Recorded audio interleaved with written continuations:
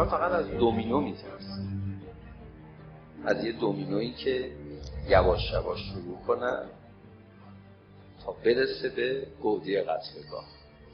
این من و تو باید اهل سیاست باشیم، دومینوها رو بفهمیم. ما گریه میکنیم برای امام حسین، نمیگیم یه دفعه یه کسانی اومدن امام حسین رو کشتن. یکی از علتهایی که اینا اومدن 30,000 نفر داوطلب، باور میکنی؟ داوطلب اومدن امام حسین رو محاصره کردن. علتش چی بود؟ گفتن ما هر چی خواستیم به علی ابن ابی طالب تحمیل کردیم، به امام حسین هم تحمیل میکنیم، میگیم تسلیم شو، قائله کنده بشه، تموم بشه. عمر سعد که فرمانده این 30,000 نفر بود، تا 3 روز قبل از عاشورا میگفت این شمر خیلی شلوغ میکنه، میترسم منو به خون ابا عبدالله الحسین آلوده بکنه.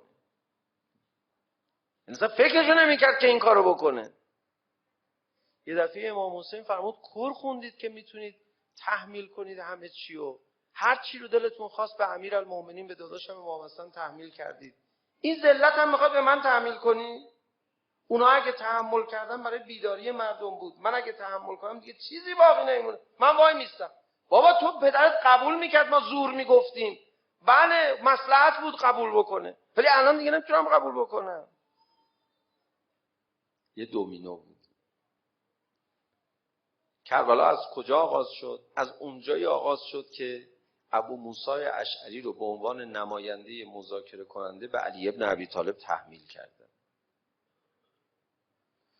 شما تو مسجد خبر دارید نامه‌ای که امیرالمومنین علی علیه السلام به ابو موسی اشعری نوشتن وقتی ابو موسی اشعری داشت مذاکره میکرد با دشمنان؟ نوشت آی ابو موسی اشعری، تجربه نه ابو موسی اشعری رو به خدا دعوت کرد، نه از قیامت ترسوند، نه به خودش دعوت کرد، نه دعوت به انقلابی گری کرد، هیچ. فرمود ابو موسی اشعری تجربه به تو چی میگه؟ بعد فرمود ابو موسی اشعری، کسی که تجربه رو بذاره زیر پا شقیه، شقاوت داره.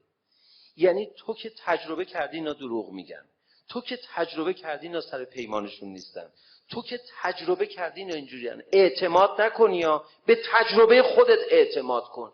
بابا تجربه خودتو زیر پا نذار و الا شقی هستی. نگفت ولایت من، نگفت قرآن خدا، نگفت قیامت خودت، گفت تجربه. امیرالمومنین فرمود کسی که به تجربه بی‌اعتنایی کنه شقاوت داره. من به چی دارم میگم؟ ابو موسی اشعری احمق بازم به عمرو عاص اعتماد کرد. عمرو عاص بهش گفتش که خب بیا هر دوتا خلیفه هامونو خلع کنیم جلو مردم، بعد مردم برن یکی دیگر رو انتخاب کنن، حالا که ما توافقمون نشد این راه میانه است.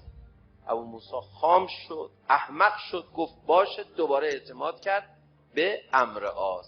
عمرو عاص اومدن، ابو موسی گفت اول تو برو خلع کن معاویه رو. گفت شما احترامت به من واجبه. ابو موسی گفت من علی ابن ابی طالب رو خلع میکنم از خلافت، همونجوری که این انگشتری رو در میارم. عمرو عاص رفت بالای منبر گفت منم معاویه رو بر خلافت نصب میکنم، همونجوری که این انگشتر رو میذارم. ابو موسی گفت تو قرارمون مجلس به هم خورد، نتیجه مذاکره میشد.